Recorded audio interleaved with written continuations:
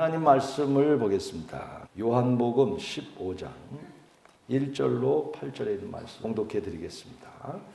나는 참포도나무요 내 아버지는 농부라. 물은 내게 붙어 있어 열매를 맺지 아니하는 가지는 아버지께서 그것을 제거해 버리시고 무릇 열매를 맺는 가지는 더 열매를 맺게 하려 하여 그것을 깨끗하게 하시느니라. 너희는 내가 일러준 말로 이미 깨끗하여졌으니 내 안에 거하라. 나도 너희 안에 거하리라.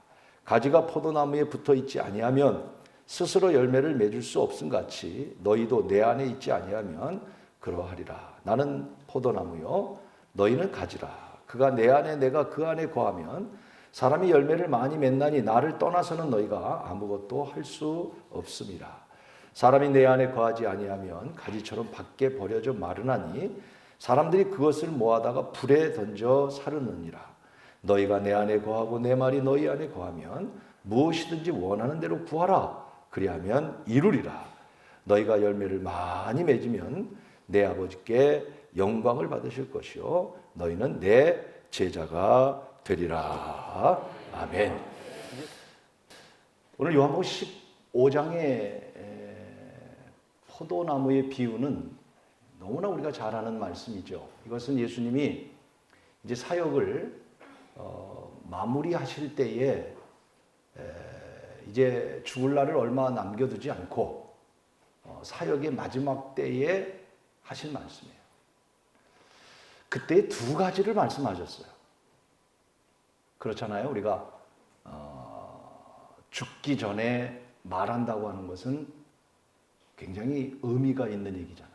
오늘 이 말씀은 굉장히 의미가 있는 말씀인데 두 가지를 말씀하셨는데 하나는 뭐냐면 성령을 받아라 하는 말씀이에요. 마지막 남긴 두 말씀 가운데 첫 번째가 성령 받아라. 여러분 성령 받고 신앙생활 하시기를 바랍니다. 성령 받은 예배자가 되길 바랍니다. 성령 받는 게 이렇게 중요한 거예요.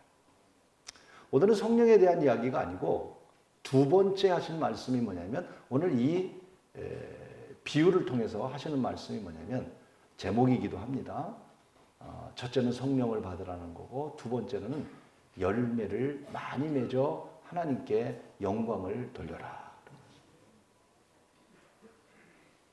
열매를 맺으라는 거예요. 열매. 이 15장의 핵심은 열매를 맺지 않으면 안 된다는 겁니다. 2절의 말씀이 가장 핵심적인 말씀인데요. 뭐라고 말씀하셨냐면 이렇게 말씀하셨어요. 2절을 같이 한번 15장 오늘 본문의 가장 중요한 말씀이라고 저는 생각이 돼요. 2절을 같이 함께 읽겠습니다. 무릇 내게 붙어 있어 열매를 맺지 아니하는 가지는 아버지께서 그것을 제거해 버리시고 무릇 열매를 맺는 가지는 더 열매를 맺게 하려 하여 그것을 깨끗하게 하시느니라. 열매 맺지 않으면 다 가지 쳐버립니다. 참 무서운 얘기잖아요. 열매가 없으면 다 가지 쳐버리고 열매 있는 나무는 더 열매를 맺도록 하라. 그런 말씀이고요. 또 아마 8절에 그 말씀이 또 핵심적인 말씀일 겁니다. 우리 8절 같이 한번 읽어볼까요? 8절 준비는 안 됐을 텐데 여러분 성경을 읽어봅시다. 시작. 너희가 열매를 많이 맺으면 내 아버지께서 영광을 받으실 것이요 너희는 내 제자. 이게 핵심적인 얘기예요. 예수님 돌아가시기 전에 이제 사역을 하시고 3년간 사역을 하시고 이제 십자가에 죽을 날을 얼마 남겨두지 않고 두 가지 말씀 성령 받아라 열매를 맺어라. 열매 맺지 않으면 쳐버리겠다. 너 열매를 많이 맺어서 하나님께 영광을 돌려라. 그런 말씀입니다. 과연 우리는 열매가 지금 있느냐는 거예요. 우리가 신앙생활하면서 내 삶에 열매가 있냐는 것이죠. 우리 한번 우리 자신을 돌아보는 시간이 되었으면 좋겠습니다. 태풍이 또 오늘 남쪽 지역에 이렇게 오게 된다고 하는데 무섭게 또 태풍 피해가 많을 것으로 예상을 합니다. 지난번에도 링링 태풍으로 인해서 엄청난 피해들이 있었죠. 그 피해 가운데 보니까 참 우리가 사는 곳은 그래도 피해가 적지만 저 남쪽 바다 끝에 이런 데는 피해가 참 많더라고요. 그 피해 가운데 사진 한 장을 보여드릴까요? 통영에 양식업을 하는 그 어장에 그때 이 링링 태풍으로 인해서 고기들이 적조 현상에 의해서 많이 죽었어요. 수백 마리가, 여러분 참 안타깝죠.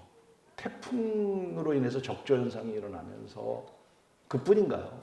뭐 한편의 그림입니다만은 과일밭은 오늘 우리도 그 과일 하시는 분 뭐 누군지는 몰라요. 저도요. 누군지도 모르는데 참 피해가 굉장히 많습니다. 에이, 나도 살기 힘들어 죽겠는데 뭐 자꾸 그런 거 얘기하시냐. 그렇게 생각할지 모르지만 아니잖아요. 우리 크리스천들이잖아요. 참 많은 태풍으로 이런 피해들이 있습니다. 열매를 못 맺게 하는 거죠. 결과를 못 얻게 하는 거. 과연 우리 신현교회는 신앙의 열매가 얼마나 맺어진 교회일까 생각해 봅니다. 여러분을 나무로 비유한다면 여러분 자신은 나무로 비유했을 때 내 삶의 신앙에 어떤 열매가 있다고 여러분 생각하십니까?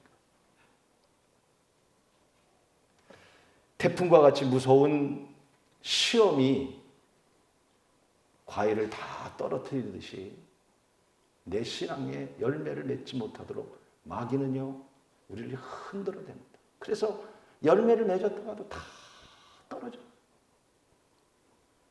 열심히 예수를 믿고 열매를 맺은 것 같은데 사탄이 마치 여러분 태풍이 와서 흔들면서 한 것처럼 시련이 지나가고 시험이 지나가고 거기에 빠져서 열매를 맺지 못하는 일들이, 그래서 열매를 맺은 것 같은데 다 떨어진 나무는 아니지.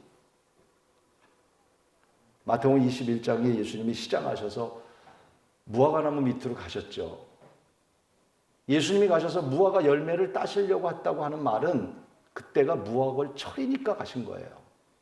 열매가 안 맺은 나무를 가신 게 아니라 열매가 맺는 때기 때문에 무화과를 따기 위해서 가신 거예요. 갔더니 나무에 열매가 하나도 없는 거예요. 저는 그걸 상상해 봅니다. 나는 열매가 있을까? 주님이 나에게 찾아오셔서 나에게 필요한 것들을, 무화과를 따먹기 위해서 시장하셔서 오신 것처럼 나에게 오셔서 내 삶의 열매를 바라다 보시면서 나는 열매가 있었는 줄 알았는데 열매가 하나도 없는 그런 무화과 나무는 아닌가. 그때 예수님이 참 그 무화과 나무를 저주함에 돌아올 때 그 나무가 말라 죽었더라. 이렇게 표현하겠어요. 열매가 없으면 저주를 받습니다. 열매가 없으면 의미가 없습니다. 열매가 없으면 주님도 필요 없다고 얘기하시는 거예요. 우리는 다시 오늘 이 열매의 계절이기도 하고 또 결실의 계절이기도 한데 우리 가을을 맞이하고 또 시대적으로 마지막 시대를 맞이하면서 또 신앙에 있어서 여러분 신앙에 열매가 있는 신앙생활이 될 수 있기를 주의 이름으로 축복합니다. 열매가 없으면 하나님 기뻐하지 않으시고 그 가지를 쳐버린다고 말씀하셨고 열매를 많이 맺으면 하나님께 영광을 돌리고 내 제자가 되리라고 말씀하셨어요. 다시 한번 여러분 아름다운 신앙의 열매를 맺을 수 있도록 그 열매를 맺어가는 우리 신앙생활 되도록 힘쓰는 여러분 모두가 되기를 간절히 축원하는 것입니다. 자, 오늘 말씀 속에서 그럼 이 열매를 맺기 위해서 제일 첫째로 2절 말씀에 근거해서 주님 말씀합니다. 열매를 맺기 위해서는 2절에 이렇게 말씀합니다. 열매를 맺게 하게 하려 하여 그것을 깨끗하게 해야 한다. 이렇게 말씀합니다. 깨끗해야 된다. 이렇게. 또 3절에는 이미 너희가 깨끗해졌다. 이렇게 말씀합니다. 깨끗하라는 거예요. 그리고 신앙의 열매는 첫째로 성숙하고 깨끗하다는 것은 pure, 거룩하다고 하는 뜻을 갖고 있는 거예요. 열매는 어디에 맺어지느냐? 더러운 곳에 안 맺어진다는 거예요. 깨끗한 것, 거룩한 것. 좀 더 번역한다고 그러면 성숙해질 때, 나무가 성숙해질 때, 열매가 맺을 만한 그런 가치가 있을 때, 어린 나무는 열매가 안 맺어지는 거예요. 깨끗해지지 않으면 열매가 있을 수 없는 거예요. 다시 우리는 깨끗하다는 말은 헬라어로 카다이레이라고 하는 말인데, 이 말은 카다이로의 3인칭 단수 능동태로서 내가 깨끗해지는 게 아니라 누군가가 나를 깨끗하게 한다. 여러분, 내가 거룩해지는 것은 내가 막 거룩하게 살려고 해서 거룩해지는 게 아니라 누군가가 나를 거룩하게 해야 된다는 것. 그 누군가가 뭡니까? 성령님이 내 안에 계셔서 나를 거룩하게 깨끗하게 할 때, 또 이미 성령을 통해서 여러분의 죄를 주께서 씻어주시고 깨끗하게 하셨기 때문에 우리는 죄인이지만 의로운 자로서 살아가는 우리들이 거룩한 삶을 계속 살아가게 될 때 거기에 신앙의 열매를 맺을 수 있다, 이렇게 말씀하셔요. 아무렇게나 살면 안 된다, 그런 얘기. 구별되게 살아야 한다. 거룩하게 살아야 한다. 이미 로마서 8장 1절에 성경 우리에게 이렇게 말씀하셨습니다. 뭐라고 말씀하셨냐면, 그러므로 이제 그리스도 예수 안에 있는 자에게는 결코 정죄함이 없나니 라고 말씀하셨어요. 예수의 피로 이미 깨끗해졌다는 것이죠. 여러분, 오늘 15장 3절에도 보면 너희가 내게 일러준 말로 이미 깨끗하여졌으니, 깨끗해졌다는 거예요. 깨끗해졌지만 예수로 인해서, 예수를 믿음으로 말미암아 우리는 죄로부터 자유함을 얻어서 정죄함이 없는 백성이 됐어요. 그것으로 끝나는 게 아니라 그런 우리들이 날마다 더 열매를 맺기 위해서는 깨끗한 사람이 되어야 한다. 구별된 사람이 되어야 한다. 달라져야 된다. 달라지시기를 바랍니다. 우리 달라져야 합니다. 그렇지 않으면 열매가 없는 거예요. 디모데후서 2장에 보면 여러분 잘 아는 대로 집안에 금그릇, 은그릇, 질그릇, 나무그릇 여러 개 그릇이 있지만 뭐라고 말씀합니까? 깨끗한 그릇이, 깨끗하게 하면 귀 쓰는 그릇이 되어 주인의 쓰심에 합당하게 된다, 이렇게 말씀하셨어요. 자, 2장 21절인데요. 같이 한번 읽어보겠습니다. 디모데후서 2장 21절 시작. 그러므로 누구든지 이런 것에서 자기를 깨끗하게 하면, 여러분 금그릇 은그릇이 중요한 게 아니고 내가 금이냐 은이냐, 주님은 거기에 관심 있는 게 아니고요. 이런 것에서 자기를 깨끗하게 하면 귀 쓰는 그릇이 돼요. 귀 깨끗하게 하면, 여러분 깨끗해야 열매가 있는 거예요. 깨끗해야. 구별돼야 되고 거룩하게 살아가야 주인의 쓰기에 합당한 그릇이 될 수 있다라고 하는 말씀입니다. 계시록 22장 14절에도 자기 두루마기를 빠는 자들은 복이 있다 그랬어요. 뭐 옷을 빨라는 말이에요? 이 두루마기 뭐예요? 세마포예요. 하나님의 백성들이 입는 옷이에요. 구별된 옷이에요. 제가 오늘 우리 학생부에서 교복 데이라고 그래가지고 우리 학생들 천원히 교복을 입고 오늘 2부 설교를 제가 못했어요. 본 예배에. 학생부에 오셔서 담임 목사님도 왜 어른들만 설교하냐? 학생들에게도 설교를 해야 되는 거 아니냐?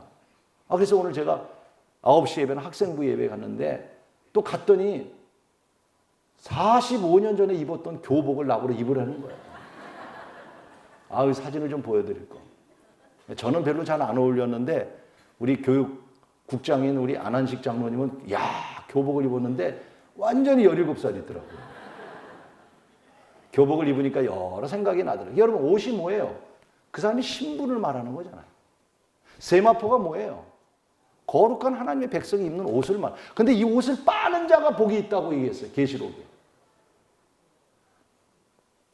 무슨 말인가요? 옷을 빤다고 하는 말이 뭔가요?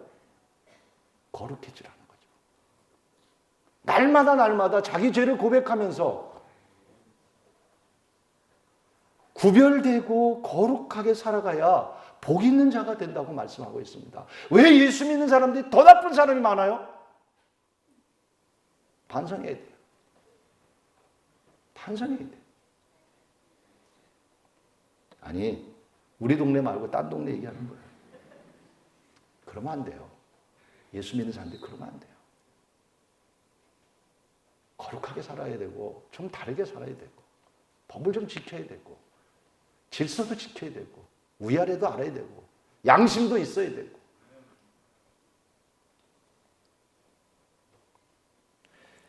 그게 가지치기죠. 가지치기. 제가 우리 친구 목사님 1년에 한 번 포도밭에 꼭 가요. 거기서 모임이 있어서. 한 2주 전에 갔어요. 그랬더니 요새 포도가 또 개발이 많이 돼가지고요. 일반 우리 송산 포도 아주 좋은데 그 포도 말고 요새는 파란 포도가, 청포도는 아니고 하여튼 파란 포도가 나는데 이거는 키로에 25,000원이래, 키로에. 이야, 다 먹어봤는지 놀라지도 않네요, 여러분. 키로면 한 송이 반 정도? 그게 25,000원. 그거를 키우시더라. 근데 올해는 첫 농사가 돼서 상품 가치가 없어서 그냥 오신 목사님들 이렇게 따먹고 그랬는데, 포도밭도 보니까 이렇게 하더라고요. 열매가 시원찮은 것은 다 잘라 버리더라고요. 그리고 괜찮은 것만 잘 포장을 해가지고 상품의 가치를 만든 거예요. 전 그 모습을 보면서 깜짝 놀랐어요. 만약 오늘 하나님이 내 삶에 가지치기를 한다면 내 삶에 열매가 있을까? 몇 개나 있을까? 에? 우리 몇 개나 될까? 야, 열매를 맺지 않으면 안 되겠구나. 아무리 예수를 믿고 아무리 성령 받고 아무리 교회 직분을 받고 아무리 봉사를 하고 그래도 우리를 깨끗하게 하지 아니하면 열매가 없게 될 텐데, 여러분 조세형이라고 아시나요? 제가 젊은 시절에 절도범으로 정말 한국의 부잣집만 다니면서, 그래서 어떤 한편으로는 잘했다고 막 그러기도 했던 조세형. 그 친구가 예수 믿게 됐죠, 나중에. 전도사가 됐습니다. 예수 믿고. 일본에 가서 복음을 전하고 전도도 하고 간증도 하고. 그러니까 간증이라는 거 아무나 세우는 거 참 위험한 거예요.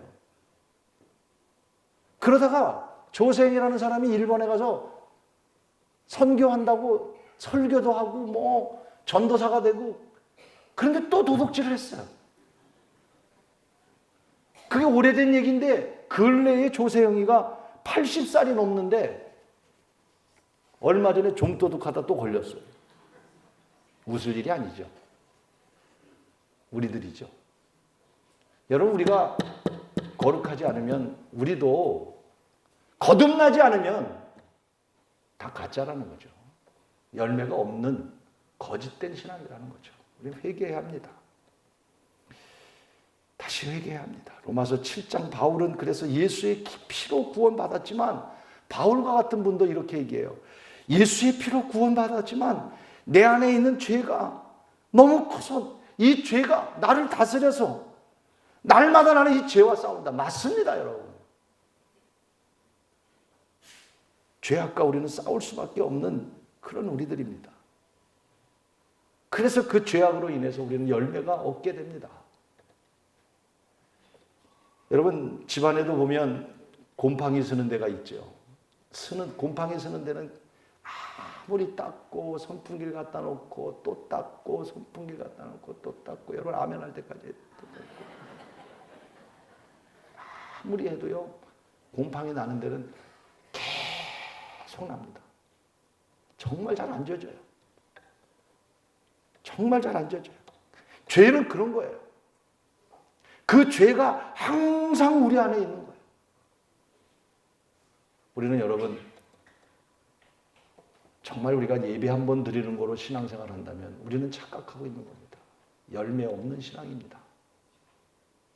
다시 오늘 우리가 깨끗해야만 열매를 맺는다고 하는 주님의 말씀대로 다시 한번 우리가 거룩해지고 성숙해지고 또 우리 안에 있는 이런 죄악이 항상 있다는 사실을 기억하고 다시 우리가 거듭나서 깨끗함으로 열매를 맺는 귀한 신앙이 되기를 주의 이름으로 축원하는 것입니다. 두 번째로는 4절 말씀에 보니까 그렇게 말씀하셨습니다. 내 안에 거하라 라고 말씀하셨습니다. 내 안에 거하라. 따라 하십시다. 내 안에 거하라.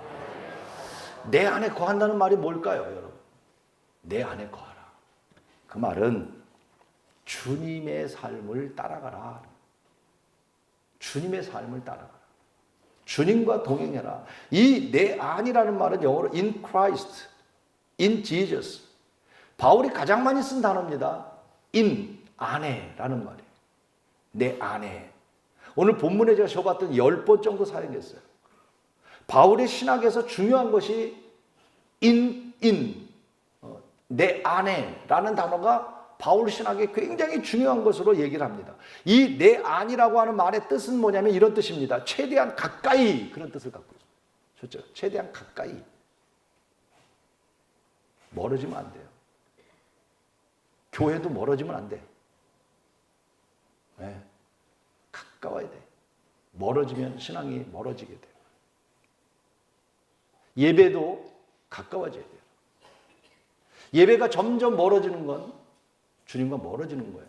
제 말이 틀려요? 멀어지는 건 신앙이 죽어가고 있는 거예요. 이 내 안에 거하라는 말은 가까이 있자는 거예요. 가까이. 또 하나가 뭐냐면 예수님의 삶을 닮아가는 것이다 라고 말씀하고 있습니다. 닮아가는. 우리가 임신을 하면 태아 교육을 해서 산모를 교육을 시키죠. 음악도 또는 말씀으로 또 큐티로. 왜 그러죠? 내 안에 있는 아이가 이 산모에 의해서 형성이 되는 거예요. 영향력이 미치는 거예요. 가까이 있기 때문에. 똑같은 우리가 주님 안에 거하는 것은 그런 것입니다. 예수님도 그래서 6월절 날 제자들의 발을 씻겨주시면서 여러분 제자들의 발을 씻겨줍니다. 그러면서 이렇게 말씀하시죠. 그때 베드로가 발을 씻겨주니까 주님이 나를 어떻게 발을 씻깁니까? 당신 같은 분이 높으신 분이 나의 선생님 주님이 말씀합니다. 내가 너 씻기지 않으면 나와 상관이 없다. 그 말을 들으니까 베드로가 그러면 목욕까지 시켜주십시오. 참 베드로는 진짜 누구 같은 사람인 것 같아요. 그러니까 예수님이 똑같은 말씀하세요.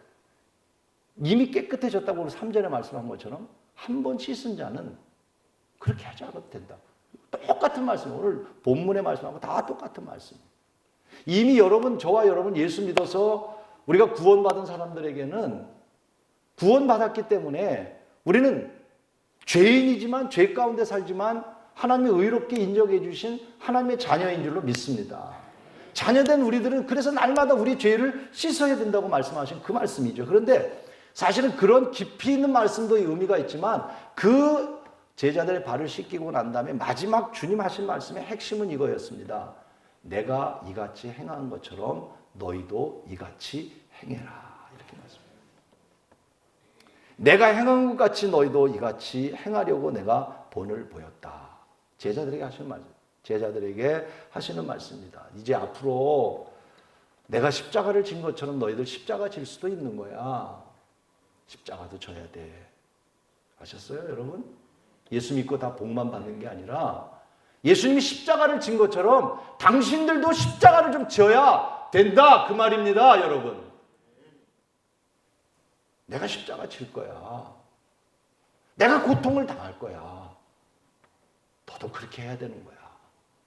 하늘의 높은 자리만 구하는 게 아니야. 그게 여러분 열매 맺는 주님을 따라가는 삶인 것입니다. 그런데 여러분 제자들은 어떻게 했습니까? 다 도망갔습니다.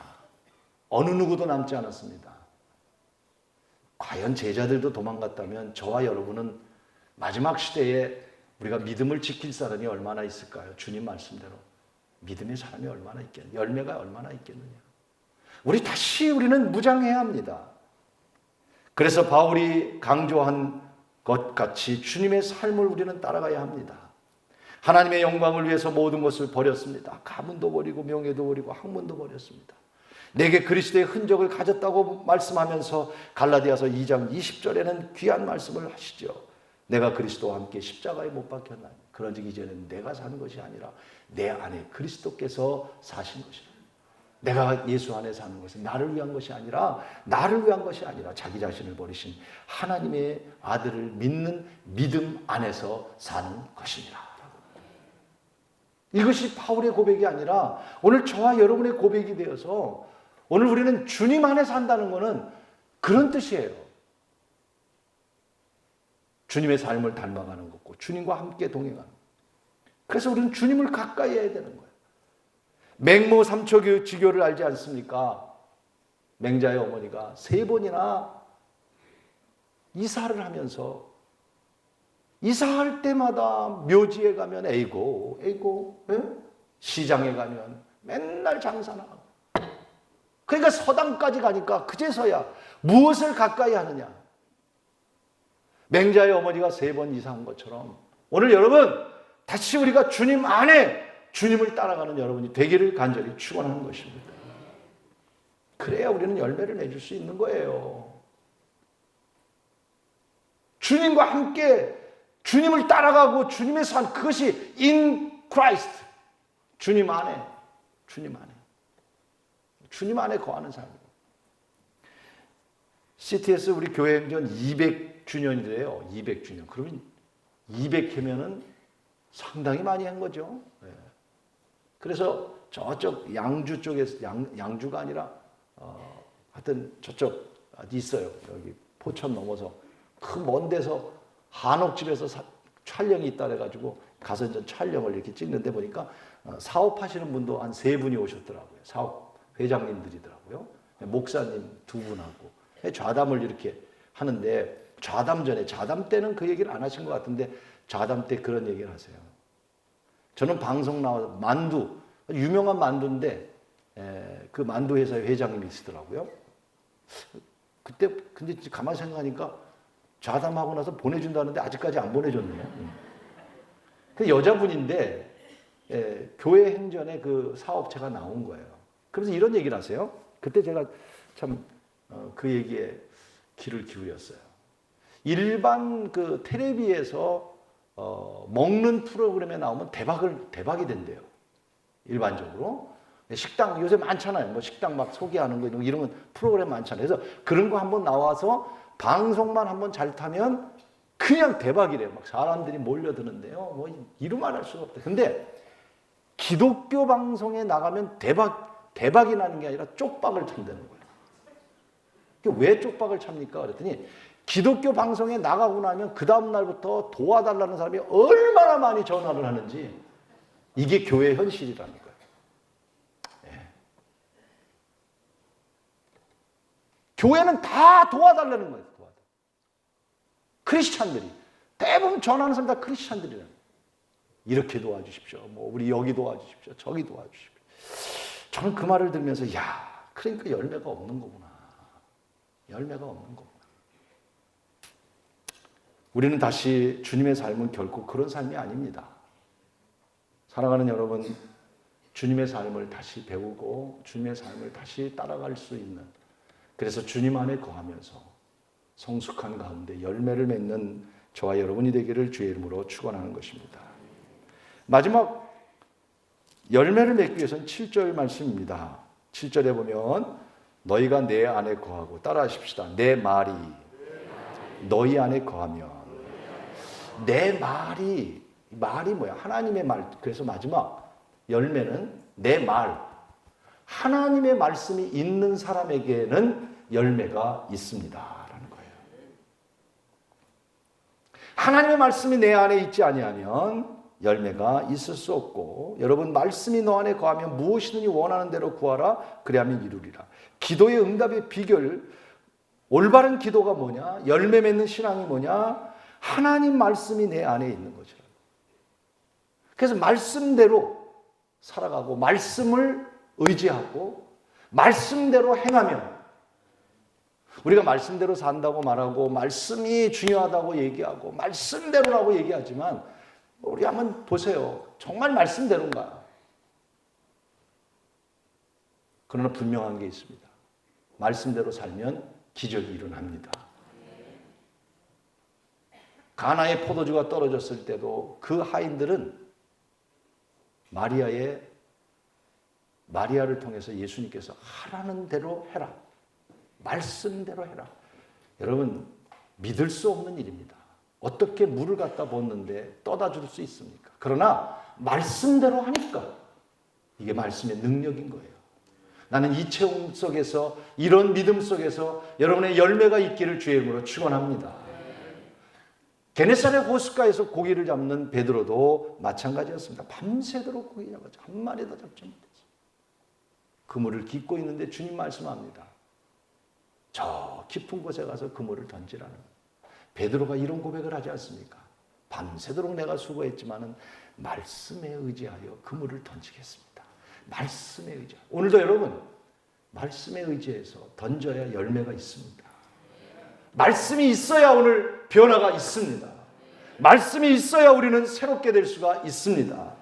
그래서 마태복음 7장에 좋은 나무에 나쁜 열매가 맺을 수 없고 나쁜 나무에 좋은 열매가 맺을 수 없다고 하면서 나더러 주여 주여 하는 자가 천국 갈 것이 아니라 아버지의 뜻대로 행하는 자라에 들어가리라 말씀하며 이렇게 말합니다. 내 말을 듣고 행하는 자만이 반석 위에 집을 지은 자고 내 말을 듣고 행치 아니하는 자는 모래 위에 지은 집은 자니 창수가 나니 다 무너졌다. 열매가 없게 됐다.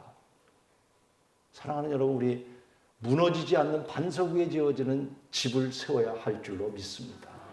그것은 바로 하나님의 말씀대로 행하는 자고 말씀대로 행하지 않고 주여 주여 했다고 열매가 있을 수 없다라고 말씀하고 있는 것입니다.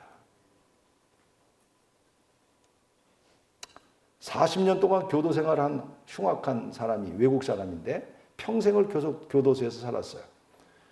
어떠한 말을 듣고 어떤 훈계를 들어도 변화가 없이 40년을 살았으니까 포기한 인생이었어요. 그런데 그가 어느 날 구세군의 노숙자들이 모여있는 숙소에서 성경책을 보다가 성경의 한 구절 말씀이 여러분 그 40년 동안 흉악한 범죄자의 마음을 바꾸게 됐다는 거예요. 어떻게 아멘이 한 사람도 없어요. 이야, 다시 40년 동안 흉악한 범인인데 어떤 말을 하고 어떤 격려를 하고 어떤 책을 읽어도 변화가 없는데 노숙자들 모인 곳에서 성경을 읽다 성경 말씀 한 구절이 그 사람을 40년 동안 흉악한 사람의 마음을 바꿨다는 거. 그러니까 그렇게 아멘하는 건 다 소용없어요. 그게 정말 중심으로 처음에 할 때 해야지 내가 해라고 그래서 하는 건 아무 소용이 없어요. 그가 그런 말을 했답니다. 수백 대 책찍에 맞았고 40년 감옥 생활을 했어도 나를 변화하지 못했지만 1분간의 하나님의 말씀이 나를 변화하게 했습니다. 그렇습니다, 여러분. 하나님의 말씀이 내 안에 없으면 변화가 일어나지 않아요. 다시 오늘도 하나님의 말씀이 여러분 안에 거할 수 있는 은혜가 있기를 주의 이름으로 축원하는 것입니다. 오늘 우리 크리스찬들이 봉사하고 전도도 하고 노력도 하고 하는데 왜 변화가 없을까요? 왜 무기력한 크리스찬이 되었을까요? 그 이유가 무엇일까요? 여러분, 변화라는 것은 습관의 변화를 우리는 얘기합니다. 저는 그 습관의 변화를 말하는 게 아닙니다. 여러분의 생각의 변화를 말하는 게 아닙니다. 오늘 우리의 내적인 변화를 말하는 거예요. 여러분, 습관의 변화나 내 생각의 변화는요, 일반적인 좋은 책 5권만 읽어도 변화가 일어난답니다. 책 5권만 읽으면 여러분 생활의 변화가 일어난대요. 그 생활의 변화를 말하는 게 아니에요. 오늘 이 변화는 하나님의 말씀이 내 안에 들어와서 내 인사이드, 내 속 안에 있는 내적인 변화를 말해요. 본질적인 변화를 말해요. 죄인이지만 변하는 걸 말하는 거예요. 그것은 바로 말씀만이 가능하다는 것입니다. 여러분, 1948년 매사추사 그 지역에 커피와 도넛을 파는 작은 매장이 있었습니다. 그는 신실한 크리스찬이었습니다. 커피와 도넛을 만들어서 포장을 해서 필요한 사람들에게 딜리버리 하면서 날라다 주고 또 우리로 말하면 그 뭐예요? 배달해주고 아주 성실한 크리스찬이었습니다. 말씀대로 살았습니다. 그는 세계 최고의 도넛 회장이 됐습니다. 사진은 준비된 것 같지 않은데 어떤 도넛일까요? 우리나라에도 들어왔습니다. 던킨 도넛입니다. 윌리엄 로젠버그의 이야기입니다. 하나님의 말씀대로 사니까 시골의 조그마한 작은 매장에, 여러분 가운데 오늘 작은 매장 속에서 노력하는 분 있습니까? 희망을 가지십시오. 오늘 감리교회라는 말이 뭡니까? 메소디스트라고 하는, 여러분 저는 감리교를 자랑하려고 얘기하는 게 아니에요. 이 메소디스트라고 하는 것은 무슨 말이냐면 규칙적이 되다, 그런 뜻을 갖고 규칙적인 사람들. 예배가 시간이 되면 예배하고, 모이면 헌금을 하고, 헌금한 것을 가난한 자들에게 돕고, 이게 감리교의 가장 근본적인 거예요. 메소디스트. 우리 감리교인들은, 요한 웨슬레는 때가 되면 수요일마다 모였고, 때가 되면 새벽마다 모였고, 함께 모여서 말씀을 나눴어요. 그리고 뭐 그 말씀대로 살려고 노력했어요. 그래서 메소디스트가 된 거예요. 규칙적인 사람들이 된 거예요. 오늘 우리는 감리교인들입니다. 과연 여러분 우리 신앙생활에 규칙적인 신앙생활을 하고 있습니까? 규칙적인 예배자로 살아가고 있습니까? 규칙적인 하나님의 말씀대로 살아가고 있습니까? 다시 오늘 우리는 하나님 말씀이 여러분 안에 거하고 그 말씀으로 풍성해지는 가운데 열매 있는 신앙이 되기를 간절히 축복합니다. 산에 올라가면서 밤나무가 많더라고요. 이 철마산도. 밤나무가 많아요. 밤송이를 보니까 정말 많이 열매가 맺었어요. 놀라지 마십시오.